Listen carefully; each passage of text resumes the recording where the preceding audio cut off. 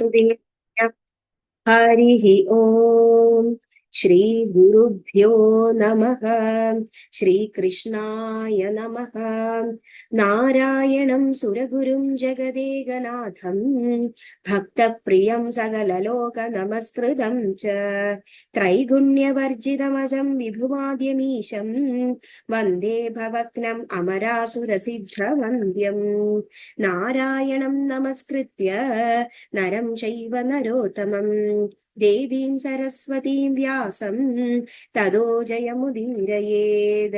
वसुदेवसुतं देवं कंसचाणूरमर्दनं देवकी परमानन्दं कृष्णं वन्दे जगद्गुरुं मनोजवं मारुततुल्यवेगं जितेन्द्रियं बुद्धिमतां वरिष्ठं वादात्मजं वानरयूथमुख्यं श्रीरामदूतं शिरसा नमामि। बुद्धिर्बलं यशोधैर्यं निर्भयत्वमरोगता अजाड्यं वाक्पटुत्वं च हनुमत्स्मरणात् भवेत्। व्यासाय भवनाशाय श्रीशाय गुणराशये हृद्याय शुद्धविद्याय मध्वाय च नमो नमः। पूज्याय राघवेन्द्राय सत्यधर्मरताय च भजतां कल्पवृक्षाय नमतां कामधेनवे दुर्वान्दिध्वां तरवये वैष्णवेन्दीवरेन्दवे श्रीराघवेन्द्र गुरवे नमोऽत्यन्तदयाळवे। श्रीकृष्णपूजार्पितचित्तवृत्तिं विरक्तचूडामणिमिन्दुशान्तम् अनन्तसद्भक्तप्रियं ममापि सुगुणेन्द्रतीर्थं परमाश्रितोऽहम्। ॐ श्री परमात्मने नमः। अथ पञ्चदशोऽध्यायः। पुराणपुरुषोत्तमयोगः।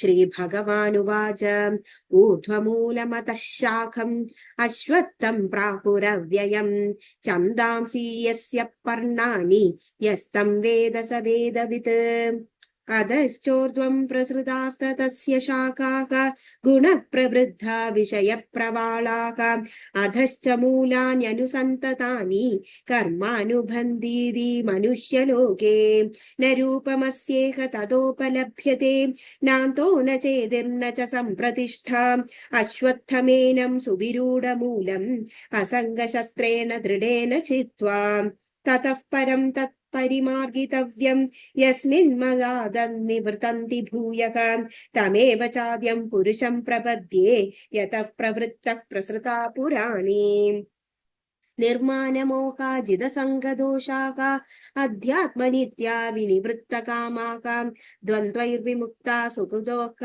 संज्ञैः गच्छन्त्यमूढा पदमव्ययम् न तद्भासयते सूर्यः न शशाङ्को न पावकः यद्गत्वा न निवर्तन्ते तद्धाम परमं मम ममैवांशो जीवलोके जीवभूतः सनातनः मनःषष्ठानीन्द्रियाणि प्रकृतिस्थानि कर्षति शरीरं यदवाप्नोति यच्चाप्युत्क्रामितीश्वरः गृहीत्वैतानि संयाति वायुर्गन्धानि वाशयात् श्रोत्रं चक्षुस्पर्शनं च रसनं घ्राणमेव च अधिष्ठाय मनश्चायं विषयानुपसेवते उत्क्रामन्तं स्थितं वापि बुज्ञानं वा गुणान्वितं विमूढानानुपश्यन्ति पश्यन्ति ज्ञानचक्षुषः यतन्तो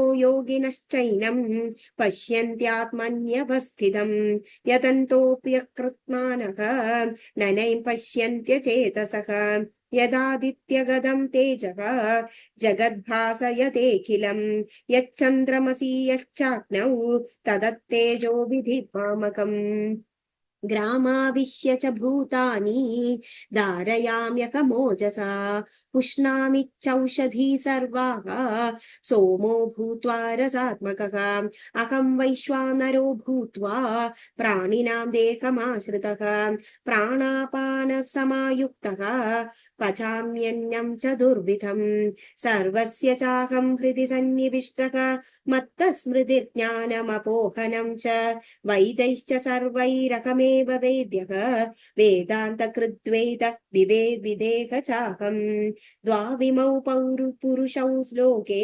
क्षरश्चाक्षर एव च क्षरः सर्वाणि भूतानि गूढस्थोऽक्षर उच्यते उत्तमः पुरुषस्त्वन्य परमात्ममेत्युदाहृतः यो लोकत्रयमाविश्य बिभर्त्यव्यय ईश्वरः यस्माक्षरमतीतोऽहम् अक्षरादविचोत्तमः अस्तोऽस्मि लोके वेदे च प्रतितः पुरुषोत्तमः यो मामेवमसम्मूढः जानाति पुरुषोत्तमम् स सर्वविद् भजति मेयाम् सर्वभावेन भारत इति गुह्यतमं शास्त्रम् इदमुक्तं मया नघ एतद्भूत्वा बुद्धिमान् स्यात् कृतकृत्यश्च भारत ॐ तत्सदिति श्रीमद्भगवद्गीतासु उपनिषत्सु ब्रह्मविद्यायां योगशास्त्रे श्रीकृष्णार्जुनसंवादे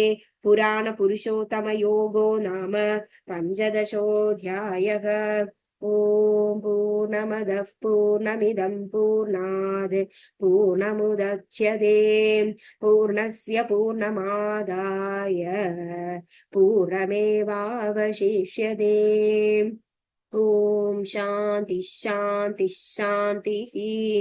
हरिः ॐ श्रीगुरुभ्यो नमः। हरिः ॐ श्रीकृष्णार्पणमस्तु।